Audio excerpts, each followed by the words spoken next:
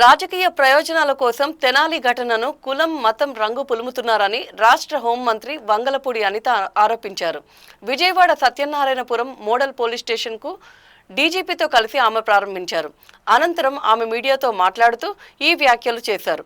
తెనాలి ఘటనకు సంబంధించిన యువకులపై పలు కేసులు ఉన్నాయని, పోలీసులపైనే వారు చేయి చేసుకున్నారని డీజీపీ వెల్లడించారని అనిత గుర్తు చేశారు.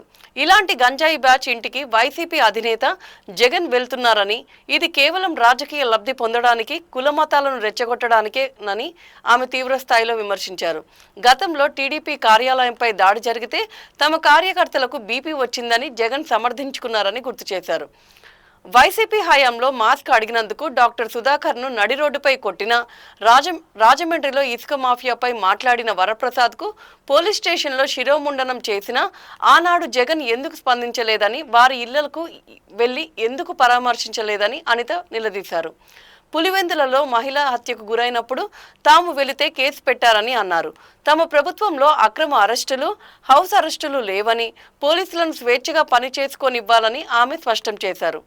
పోలీసులు విధులకు ఆటంకాలు కలిగించవద్దని సూచించారు.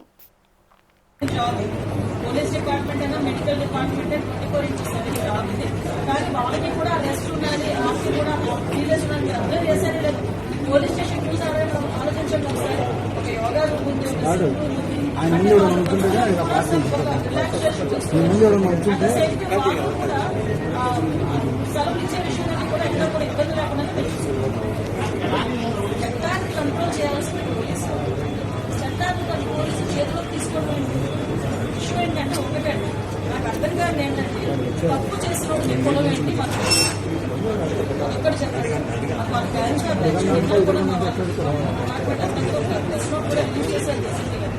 అసలు వాళ్ళ మీద ఎన్ని రౌడీ షీట్స్ ఉన్నాయి, అసలు తెలంగాణలోని తీసుకోవడం సోషల్ రెస్పాన్సిబిలిటీ కూడా ఒకసారి తెనాల్లో వాళ్ళ తాలూకా నేచర్ ఏంటి, వాళ్ళ తాలూకా బ్యాక్గ్రౌండ్ ఏంటి అనేది ఒకసారి చెక్ చేయండి. యాక్చువల్గా ఒక గంజా బ్యాచ్ పోలీస్ డిపార్ట్మెంట్ మీద చేంజ్ చేస్తున్నారు అంటే ఫర్దర్గా ఒకసారి దానికి కూడా వీళ్ళు రాజకీయాలను కూలివేసి దానికి కులాన్ని అంతగట్టి మతాన్ని అంతగడతా ఉంటే పోలీస్ డిపార్ట్మెంట్ ఎలా వర్క్ చేసుకోవాలి ఒకసారి ఆలోచించాలి. పోలీస్ యాక్షన్ తీసుకోలేదు, ఏదైనా ఒక స్టెప్ ఫార్వర్డ్ వేస్తే ఈ రకంగా మాట్లాడారు. అంటే నేనేమంటానంటే కొంతమంది మన డిపార్ట్మెంట్ చేసుకునేవాళ్ళు అలాగే ఇప్పుడు అమాయకులు అవన్నీ కూడా మీరు పెడతాం. నేను ఒకటే మాట్లాడతానంటే ఇప్పుడు ఎక్సెస్ఎం ఈయన జగన్మోహన్ రెడ్డి ఏదైనా మాట్లాడతారు, వీడియో ఏదో పెడుతున్నారు, రేపు కూడా వస్తారు అంటున్నారు. నేను డైరెక్ట్ క్వశ్చన్ అండి, డాక్టర్ సుధాకర్ అనే వ్యక్తి మాస్క్ అడిగిన పాపానికి నడి రోడ్డు మీద రెక్కలు నుంచి చుట్టా ఇంటి కొట్టిన సందర్భం మర్చిపోయారు. మరి ఆ రోజు ఎందుకు మాట్లాడలేదు జగన్మోహన్ రెడ్డి? ఆ రోజు అయితే కావచ్చు తెచ్చారు, ఆ రోజు అయితే అదే చంద్రబాబు నాయుడు గారు అమరావతి చూడటానికి వెళ్తే బస్సు మీద రాళ్ళు ఇస్తుంటా ఉంటే ఆ రోజు ఎందుకు రాళ్ళు ఇస్తారంటే భావ స్వేచ్ఛ ప్రకటన అని పోలీసు డీసీపీ ఆఫీస్ కి పక్కనే ఉన్న సెంట్రల్ ఆఫీస్ మీద దాడి చేస్తే మా కార్యకర్తలకి బీపీ వచ్చింది అన్న.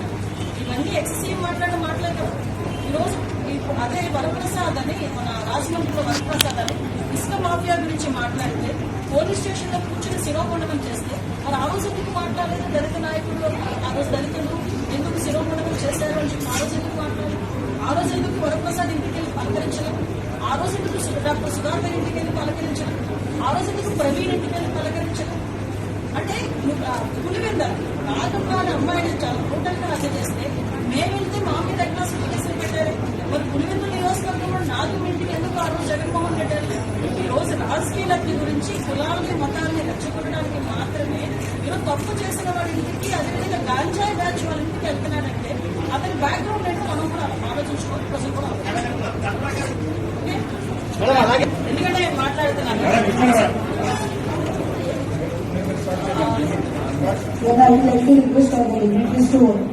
ఎందుకంటే లాస్ట్ టైం సజ్జల గారి చేతిలో, లాస్ట్ హోమ్ మినిస్టర్ చేతిలో కానీ సీఎం చేతిలో కానీ పోలీస్ డిపార్ట్మెంట్ ఉండేది. సజ్జల గారి చేతిలో ఆ రోజు పరదాలు కట్టుకొని మా టీడీపీ వాళ్ళందరినీ కూడా హౌస్ అరెస్ట్ చేసుకుని ఆ రోజు కార్యకర్తల పోలీస్ డిపార్ట్మెంట్ ని ఈ సంవత్సరం కాలంగా మా డీసీపీ గారు, మా సిపిలు, మా ఎస్పీలు ఆఖరి హోమ్ గార్డ్ వరకు కూడా అక్కడ స్థాయి నుంచి ఈ స్థాయి వరకు కూడా అందరూ వ్యవస్థని ఈరోజు కంట్రోల్ తెచ్చుకొని గవర్నమెంట్ సిద్ధంగా చేసుకుంటారు. అది ప్రజలు కూడా గమనించాలి. మరిన్ని అప్డేట్స్ కోసం చూస్తూనే ఉండండి E6 టీవీ.